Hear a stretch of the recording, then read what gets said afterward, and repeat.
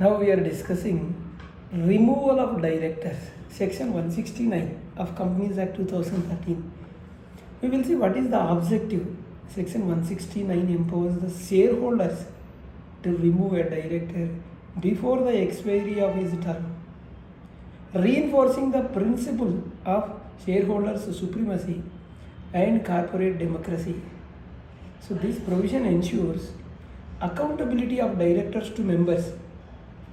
See the objective of the section 169: protection of shareholders against the mismanagement and balance between the majority rule and natural justice through hearing rights, opportunity of being heard, providing to the director.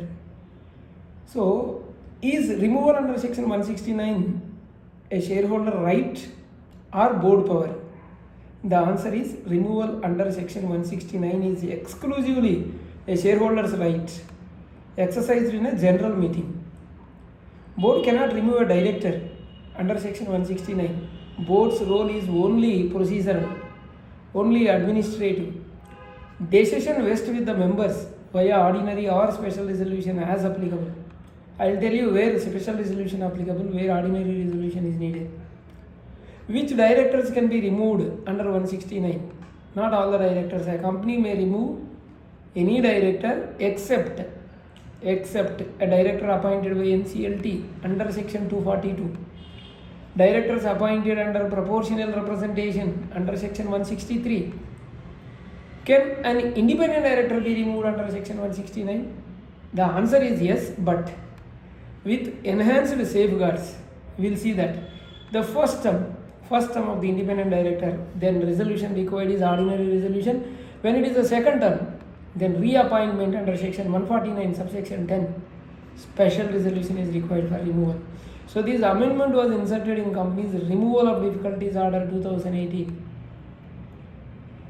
Is special notice is a mandatory for removal of director? The answer is yes. Special notice is compulsory under section 169 subsection 2. A special notice is required to be given to the company, shall be signed either individually or collectively by such number of members holding not less than 1% of total voting power or holding shares on which an aggregate sum of not less than 5 lakh rupees has been paid up as on the date of the notice. Hope you are clear. A special notice is required to be given to the company, shall be signed either individually or collectively by such number of members holding not less than 1% of total holding power or holding shares on which an aggregate sum of not less than 5 lakh rupees has been paid up share capital as on the date of the notice. Clear? So what happens after receipt of special notice by the company? What is the next procedure? The company must immediately send a copy of the notice to the concerned director, then include the proposed resolution in the EGM or AGM notice, and ensures the director's right to be heard. Is it mandatory to call an EGM for removal of director? Not a mandatory. Members meeting either EGM or AGM. It is depending on an urgency. Most removals are done through EGM due to the time sensitivity. They no need to wait for AGM, so they will go for EGM. Is the director entitled to be heard even if he is not a shareholder? The answer is yes. Section 169 subsection 3 clearly provides director need not be a member. He is entitled to oral hearing at the meeting. Denial of his right may invalidate the resolution. Can a director submit a written representation against the removal? Answer is yes. Section 169 subsection 4 states this. Director may submit a written representation, request circulation to members. What are the company's obligations regarding representation? If time permits, the company must mention the notice that the representation is received, circulate representation to all members, If not circulated, director may insist it to be read aloud at the meeting. Can a circulation of representation be refused? The answer is yes, but only with the order of NCLT. If tribunal finds abuse of rights, defamatory or publicity oriented content, then the representation need not be circulated or read.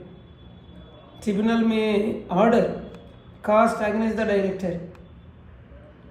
Can a new director be appointed at the same meeting? Answer is yes. Under section 169 subsection 5, special notice must also specify intended appointment. Appointment happens at the same meeting.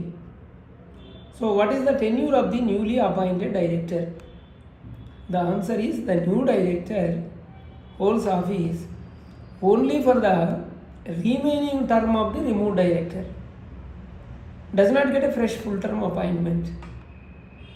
What if the vacancy is not filled at the meeting? Then vacancy becomes casual vacancy. Board may fill it later. So here important restriction, removed director cannot be reappointed by the board. Can a director be removed without any default or misconduct? Answer is yes, because 169 does not require proof of default. Removal is commercial and governance decision, subject only to procedural compliance. That's all. Is compensation payable to the removed director? Possibly yes, if this is what section 169 subsection 8 protects. If any contractual rights are there, or compensation or damage under employment or service agreement is there, removal is not equal to termination without consequences. That is different, this is different. Does section 169 override the other removal provisions? No. 169 is an addition to, not in a derogation of section 169 or tribunal powers or contractual terminal clauses. Is DR12 required after removal of the director? Answer is yes. DR12 shall be filed within 30 days. Attach ordinary resolution or special resolution as applicable. Minutes also attach EGM or AGM minutes. Does 169 apply to private companies? Answer is yes.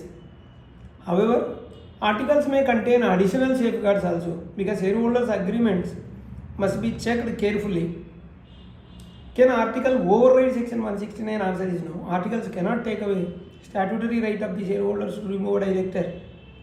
Articles never take away or cannot override section 169. So any such clause is void to the extent, so it cannot override. So what is the professional checklist like? If start the procedure, first verify director category, whether it is an independent director or not.